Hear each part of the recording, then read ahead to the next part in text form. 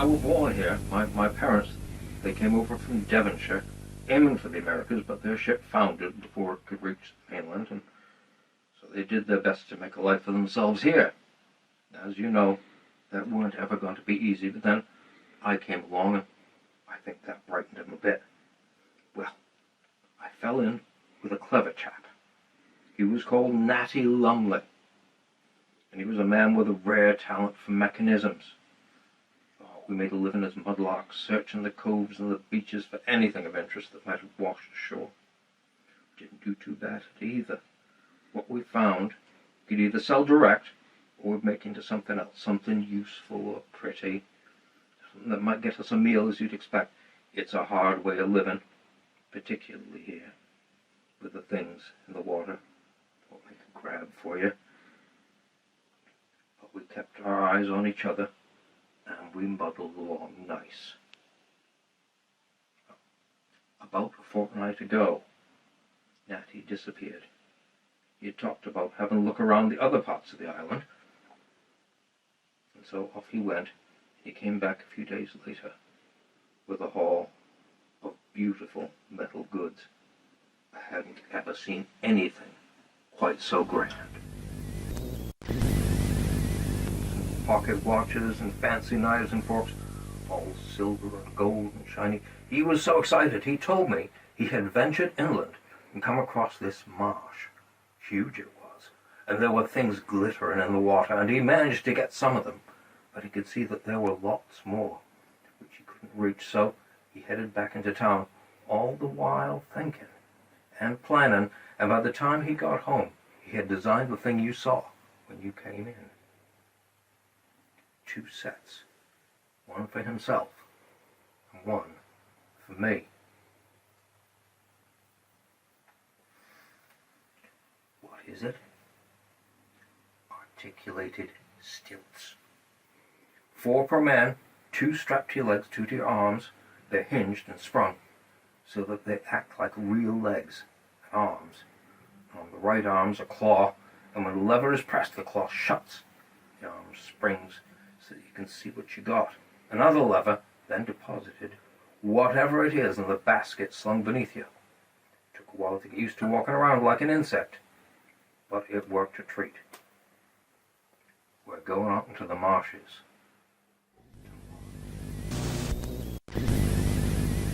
You've never spent a night outside the town, have you? No. Oh, I can tell. Well, Natty, he warned me. But it don't matter what people say. I can tell you, I didn't sleep well. There were noises, half-caught words, things moving, poking the tent. I heard a child crying, and I was close to going to find it, but Natty, he just shook his head. It's not what you think, he said. Just wait.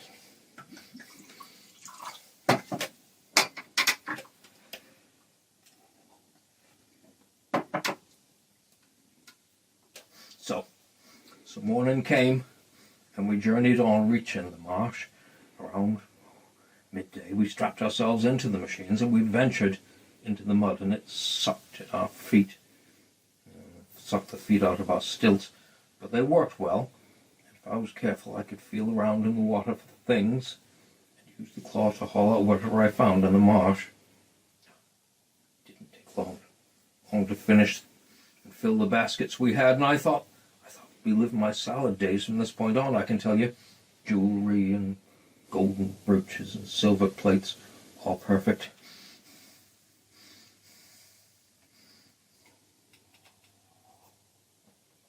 Greed makes you careless.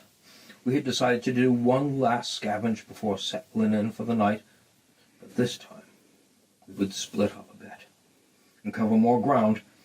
We made darn sure we could still see each other, but we soon became engrossed in the task at hand.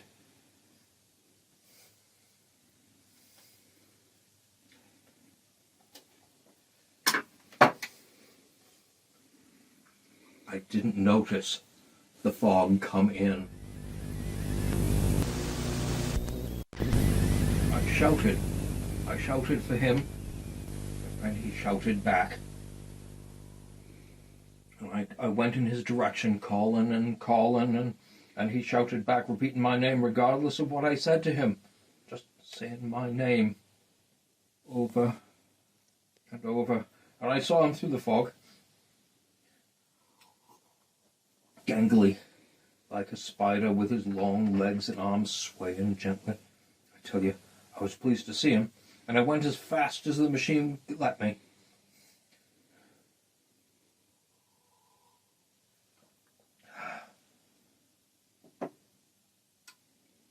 I don't know what happened to him. I never intend to go back and find out.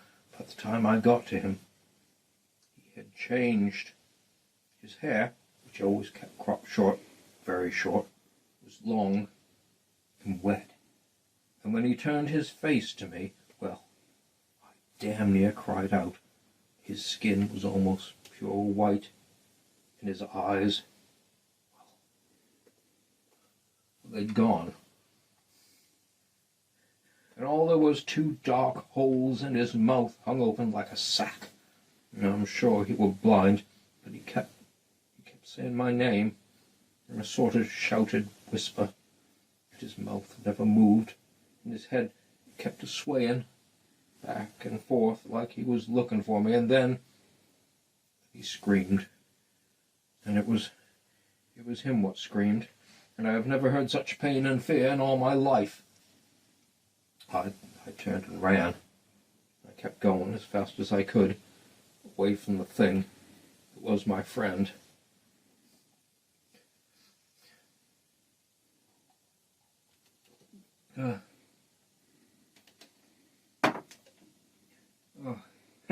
Here, let me get us another bottle.